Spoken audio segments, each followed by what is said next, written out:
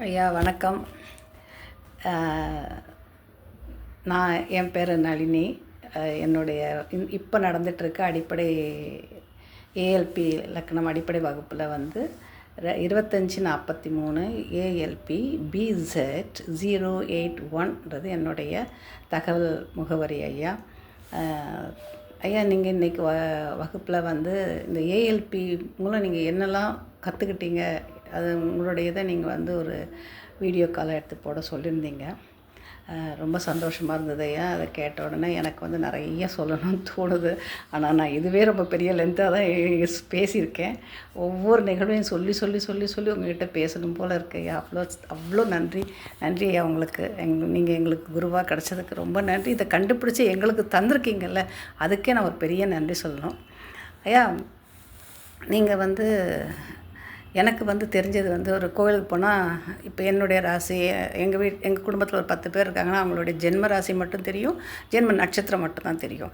அந்த நட்சத்திரத்துக்குள்ளே 4 பாதம் இருக்குன்னு அதெல்லாம் எனக்கு தெரியவே தெரியாது. நாங்கள் சொல்கிறது ஜென்ம ராசி, ராசி என்ன, நட்சத்திரம் என்னன்னு சொல்லிவிட்டு ஒரு அர்ச்சனையோ ஏதோ ஒன்று பூஜைக்கு ஹோமத்தில் உட்காந்தும் சரி, எதில் உட்காந்து அது மட்டும் தான் நான் சொல்லுவேன் வருவேன். மற்றபடி எந்த விவரமே தெரியாது. என்னுடைய பெரிய மாற்றம் இந்த ஏஎல்பி லக்கணம் மாறும் அப்படின்னு சொல்லி சில வீடியோக்கள், ராஜேஷ்குமார் ஐயா கூட பேட்டி, சில இதை நீங்கள் சொன்னது, நம்ம சாந்தி குரு ஏஎல்பி குரு சாந்தி தேவி உமா வெங்கட்டும் ஒருத்தருக்கு ஒருத்தர் பேசுகிறது, நம்ம சாந்தகுமார் ஐயா சொல்கிறது, சத்யநாராயண ஐயா சொல்கிறது, இதெல்லாம் கேட்டு கேட்டு கேட்டு கேட்டு எனக்கு வந்து சரி இதை நாமும் கற்றுக்கலாமே, 15 நாளில் கற்றுக்கலான்றாங்களே, சரி போய் பார்ப்போமே அப்படின்னு சொல்லி தான் ஐயா உள்ளே வந்தேன். இந்த ஏஎல்பி லக்கணம் மாறிச்சு, என்னோடய லைஃப்பும் மாறிச்சு. ரொம்ப சந்தோஷமாக இருக்குது. இதுக்கு வந்த பிறகு தான் இந்த 12 மேஷம், ரிஷபம், மிதுனம், கடகம், சிம்மம், கன்னி, துலாம், விருச்சிகம், தனுசு, மகரம், கும்பம், மீனன்றதை இவ்வளோ வேகமாக எனக்கு சொல்ல முடிஞ்சுது. அதனுடைய அதிபதிகள் சுக்கரன் அப்படின்னு சொல்லி எல்லாத்தையுமே, மேஷத்துக்கு அதிபதி செவ்வாய், ரிஷபத்துக்கு சுக்கிரன், மிதுனத்துக்கு புதன், மேஷத்துக்கு விருச்சிகத்துக்கும் செவ்வாய், ரிஷபத்துக்கும் துலாக்கும் சுக்கிரன், மிதுனத்துக்கும் கன்னிக்கும் சந்திரன் மட்டும் ஒரு ராசி மட்டும் தான் இருப்பார் அதிபதியாக. சூரிய பகவான் அதே மாதிரி தான் இருப்பார். அந்த இதை வந்து மேஷத்துலேருந்து ஆரம்பிக்கக்கூடாது. சூரிய பகவானை முதல்ல நிறுத்தி அவருக்கு இந்த பக்கமும் சந்திரன், இந்த பக்கம் புதன், அதுக்கு அடுத்தது சுக்கிர பகவான், அதுக்கு அடுத்தது செவ்வாய் பகவான், அந்த பக்கமும் இந்த பக்கமும் கொடுத்து அதை ரொம்ப அழகாக புரிய வச்சு அப்படி பிரமிப்பாக ஒவ்வொன்றையும் கற்றுட்டு வரும்போது இந்த 27 நட்சத்திரம் தான் இருக்குது. ஒரு நட்சத்திரம் மட்டும் தெரியும், அது கூட ரொம்பலாம் தெரியாது. சில பேர் கோயிலில் பக்கத்தில் இருக்கும்போது சொல்லும்போது தெரியும். அந்த 27 நட்சத்திரத்துக்கும் ஒவ்வொரு நட்சத்திரத்துக்கும் 4 பாதம் இருக்குது. அது ஒவ்வொரு ராசிக்குள்ளே எப்படி எப்படி வச்சுருக்காங்க. சிலதை 4 பாதத்தையும் உள்ளே வச்சுருக்காங்க, சிலதில் 1 2, சிலதில் 4வது பாதம் மட்டும், இப்படி பிரித்து பிரித்து பிரித்து பிரித்து 9 பாதங்களையும் எவ்வளோ அழகாக பிரித்து கொடுத்து, அது மட்டும் இல்லாமல் அந்த ஒவ்வொரு பாத புள்ளியும் ஒரு வருடம், 1 மாதம் 10 நாள், அதாவது 405 நாட்கள் பயணிக்குது அப்படின்றத விவரமும் இதெல்லாம் கற்றுக்கும் போது ரொம்ப அதிசயமாக இருக்குது. இன்னொன்று வந்து எப்போவுமே நாங்கள் ஜாதகம் பார்த்தா ஜென்மராசி, ஜென்ம லக்கணம் அப்படி தான் பார்ப்போம். லக்கணம் மாறுது அப்படின்னு சொன்ன உடனே எவ்வளோ அழகாக எங்களுக்கு புரிஞ்சது தெரியுமா. லக்கணம் உண்மையா, நான் ஒவ்வொரு வயசுலேயும் ஒவ்வொன்று நடந்திருக்கு. இது எல்லாமே நம்ம ஜென்ம இலக்கணத்தை தானே வச்சு பார்த்துட்ருக்கோம். இந்த நேரம் அன்னைக்கு அமைதியாக இருந்த என் பொண்ணு, ரொம்ப அன்பாக இருந்த என் பொண்ணு ஒரு காலகட்டத்தில் ரொம்ப கோபமாக ஆக்ரோஷமாக மாறிட்டா. ஏன் இப்படி மாறிட்டா, ஏன் இப்படி பாரிட்டா, நான் என்ன பண்ணேன் அப்படி தான் யோசித்தேன். இந்த லக்கணம் மாறுதுன்ற வகுப்பை நான் கலந்துக்கிட்ட பிறகு தான் இந்த லக்கணங்கள் மாறுறதால, நான் பிறக்கும்போது இருந்த கிரகங்கள் அந்தந்த வீட்டில் தான் இருக்காங்க, அவங்க மாறலை. லக்கணம் மாறினதால் அவங்களுடைய பலாபலன்களும் எல்லாமே மாறிடுச்சு. பலன்கள் 4ஆம் வீட்டு அதிபதி வந்து லக்கணம் மாறும்போது 5ஆம் வீடு 6ஆம் வீடு அது மாறிடுறாங்க இல்லையா. அப்படி மாறும்போது ரொம்ப அந்த நிகழ்வுகள்லாம் வந்து நான் பொருத்தி பொருத்தி பொருத்தி பொருத்தி இப்போ பார்க்கும்போது ரொம்ப அதிசயமாக இருக்குது. ஐயா, லக்கணம் மாறும்ன்றது ஒரு பெரிய கண்டுபிடிப்பு ஐயா.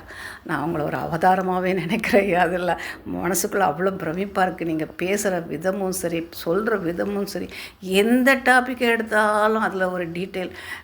அதிசயம் ஐயா, அதிசயம். இந்த வயசில் வந்து எனக்கு இது ஒரு கிடச்சது மிகப்பெரிய பாக்கியம்தான். இது என்னுடைய 40 வயசில் கிடச்சா, 35-40 வயசில் எனக்கு கிடச்சிருந்தா பல பல பல பிரச்சனைகளை நான் தவிர்த்திருப்பேன். நான் ரொம்ப நல்லா நடந்திருப்பேன். நான் நிறைய தப்புகள் பண்ணியிருக்கேன்னு இப்போ உணர்கிறேன்.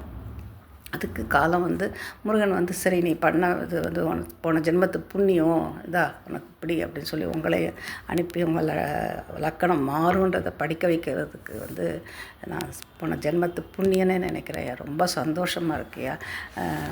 இது வந்து நான் எப்படி பயன்படுத்திக்கிறேன் அப்படின்னா, சரி இந்த வயசில் கற்றுக்கிட்டேன், இது என்னோட போகக்கூடாது. இந்த வயசில் கற்றுக்கிட்டாலும் சின்ன வயசில் கற்றுக்க முடியல, குடும்பத்துக்கு உபயோகப்பட்டிருக்கும் இல்லைன்னு சொல்லலை. அந்த நேரத்து பிரச்சனைகளெல்லாம் நான் வந்து பெரிய அளவுக்கு கொண்டு போயிருக்க மாட்டேன். அதுதான்.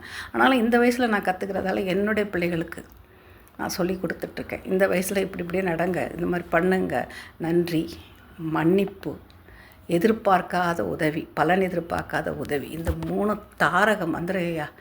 அது ஏற்கனவே நான் பிள்ளைங்க அப்படி தான் செய்வாங்க. எந்த உதவி செய்தாலும் அவங்களால எவ்வளோ தகுதியோ அதை மட்டும் தான் செய்வாங்க. கேட்டதை தூக்கி அப்படியே கொடுக்கறது கிடையாது. ஒருத்தர் ஒரு எதிர்பார்ப்போடு வருவாங்கன்னா, ஐயா எங்களால் முடியாது, இவ்வளோ தான் எங்களால் முடியும், இதை வந்து நீங்கள் திருப்பி தர வேண்டாம். இல்லை நீங்கள் திருப்பி தரணும்னு நினச்சிங்கன்னா என்றைக்கு உங்களால் முடியுதோ அன்றைக்கி திருப்பி தாங்க, ஆனால் இதை நீங்கள் வச்சுக்கோங்க அப்படி சொல்லி தான் இது வரைக்கும் நிறையா நிகழ்வுகள் எங்களுக்கு நடந்திருக்கு. அதெல்லாம் சொன்னோன்னா நிறைய அதுதான் சொன்னேன் ஆரம்பத்தில். எனக்கு ரொம்ப பெரிய வீடியோவாக போயிடும் அது. இப்போது நேற்று ஒரு நடந்த சம்பவம் இது. இந்த மாற்றம் என்னுள்ள நடந்த மாற்றத்தை நான் வந்து எப்படி சொல்லி கொடுத்தேன்னா, என் பையனுடைய ஃப்ரெண்டு ஒருத்தன் அவன் வந்து ஜாதகம் கொடுத்துருந்தான்.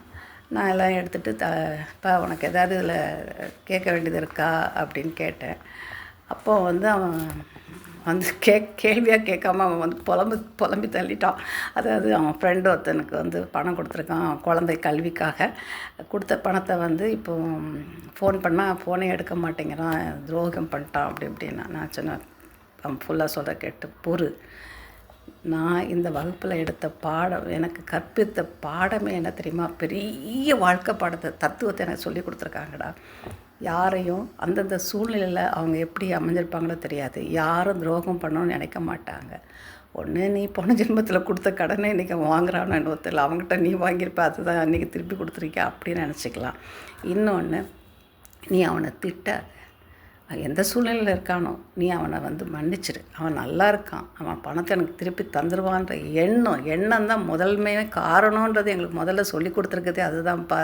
இந்த லக்கணம் மாறுன்றதில் அதையால் அதை நீ செய், அந்த வார்த்தைகள் விடாத, மன்னிச்சிடு, நீ அவன் பணத்தை சந்தோஷமாக அவன் நல்லா இருந்து உனக்கு ஒன்றும் தரான்னு நினச்சிக்கோ, அவனும் அங்கே கஷ்டத்துலேருந்து மீண்டு நல்லபடியாக வந்துடுவான், அவன் பணம் உனக்கு வந்துடும்.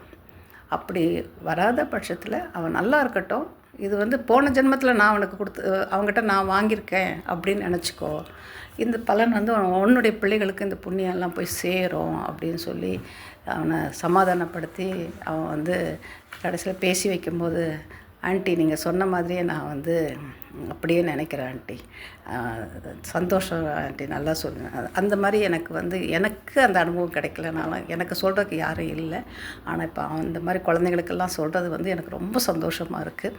என் பிள்ளைங்கக்கிட்டேயும் சொல்கிறேன், ஹஸ்பண்ட் ஒய்ஃபு பிரச்சனை கொஞ்சம் ஓடுது, அதையும் நான் சொன்னேன், இல்லை நீ கோவத்தை குறை, அவள் என்ன சொன்னாலும் நீ பணிஞ்சு போ, நீ கோபமாக இருந்தேன்னா இதே தான் சொன்னேன் அவங்ககிட்ட, நீ வந்து நூல் வந்து அவனுக்கு வந்து அந்த நேரம் எடுக்க முடியல, ஆனால் ஒன்று பண்ணலான்டா, நீ இந்த 99 1 98 2 அப்படி இங்கே ஏற்று அங்கே இறக்கு, இப்படி எண்ணிட்டே வா, உன்னுடைய மனது ஸ்டெடியாக நீ சொல்கிறது அதிகமாகிட்டே போகும்.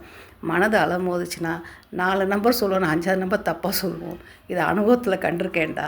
அதில் நான் வந்து ஒரு வீடியோவில் பார்த்துட்டு நான் இதை செய்து பார்த்துருக்கேன். என்னுடைய மனசு ஸ்டெடியாக நான் சொல்கிற நம்பர்லாம் கரெக்டாக வந்துக்கிட்டே இருக்கும். அது வரைக்கும் நீ சொன்னீங்கன்னா அந்த கோபம் போயிடும், அவர்கிட்ட மன்னிப்பு கேளு, தப்பே கிடையாது அப்படின்னு சொல்லி கோவத்தை இப்போ குறைச்சிருக்கான். ஆமாம், இப்போ நான் கோவப்படுறது இல்லாமல் தினம் அவங்ககிட்ட பேசுவேன், தினம் சொல்லுவேன் இங்கே நடக்கிறதெல்லாம். இந்த மாதிரி நீங்கள் சின்ன வாழ்க்கை பாடத்தையும் சேர்த்து எங்களுக்கு சொல்லி தரீங்க ஐயா, ரொம்ப சந்தோஷமாக இருக்குது.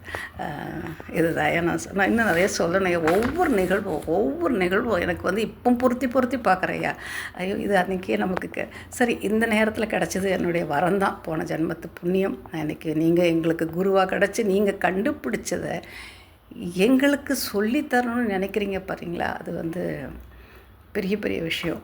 எல்லாம் சொல்லுவாங்க, கிருஷ்ணர் காலத்தில் வாழ்ந்த, காந்தி காலத்தில் வாழ்ந்தது, சாய்பாபா காலத்தில் வாழ்ந்தவங்கலாம் புண்ணியம் செய்தவங்க, புண்ணியம் செய்தவங்க.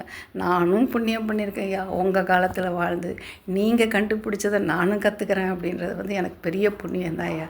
அதில் அந்த அளவுக்கு நானும் பெருமைப்படுறேன் ஐயா.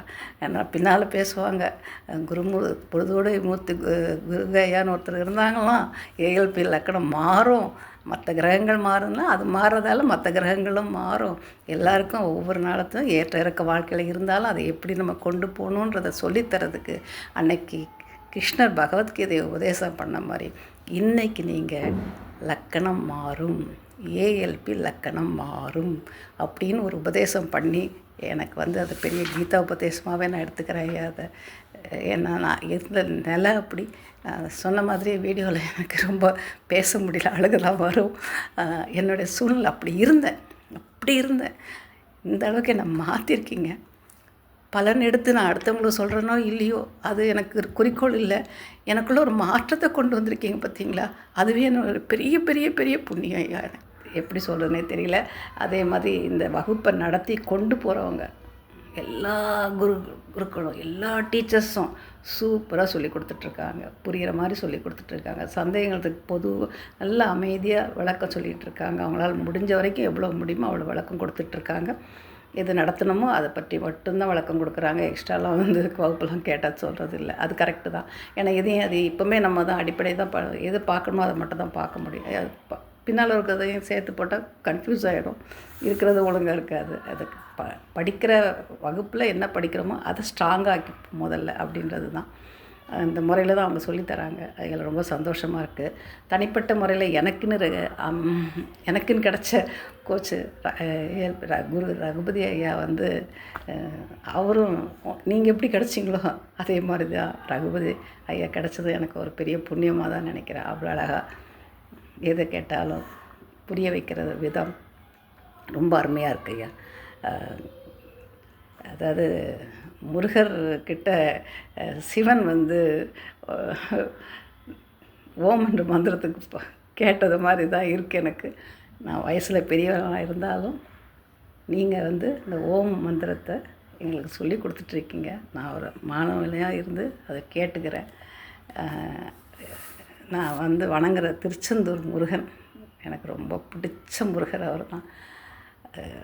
அவர் எவ்வளோ இருந்தாலும் என்னுடைய இது மாதிரி திட்டுவேன், அடிப்பேன், அழுவேன், கொஞ்சுவேன், எல்லாம் பண்ணுவேன். அவர் தான் இன்றைக்கி இதை எனக்கு என்னுடைய இதுலேருந்து அப்படியே கை தூக்கி விட்டுருக்காரு. வா உனக்கு வழிகாட்டுறேன் வா அப்படின்னு சொல்லிட்டு இதை கற்றுக்க வச்சுருக்காரு. இதால் நான் என்ன இதில் இருந்தேனோ அதுலேருந்து கம்ப்ளீட்டாக வெளியே வந்து முழுக்க இதே ஞாபகத்தில் இருக்கிறதால பல பல பல மாற்றம். கோபம் போயிடுச்சு, குறை சொல்கிறது போயிடுச்சு, நினச்சிக்கிட்டே இருக்கிறது போயிடுச்சு. எல்லாமே மாற்றம். லக்கணம் ஏஎல்பி லக்கணம் மாறி எல்லாத்தையுமே தலையிலேருந்து கால் வரைக்கும் எல்லாத்தையுமே மாறிடுச்சு. நீங்கள் எப்படி இந்த உடல் உறுப்புக்கும் ராசிக்கும் சம்மந்தம் இருக்கோ, பலனுக்கும் இதுக்கும் சம்மந்தம், ஒவ்வொரு பாவகத்துக்கும் நமக்கும் எப்படி சம்மந்தம் இருக்குது ஐயா. ஒவ்வொன்றையும் படிக்கும்போது அற்புதமாக இருக்குயா. ஆனால் ரொம்ப கடினமான ஒரு இதை ரொம்ப எளிதாக கொடுத்துட்டீங்க.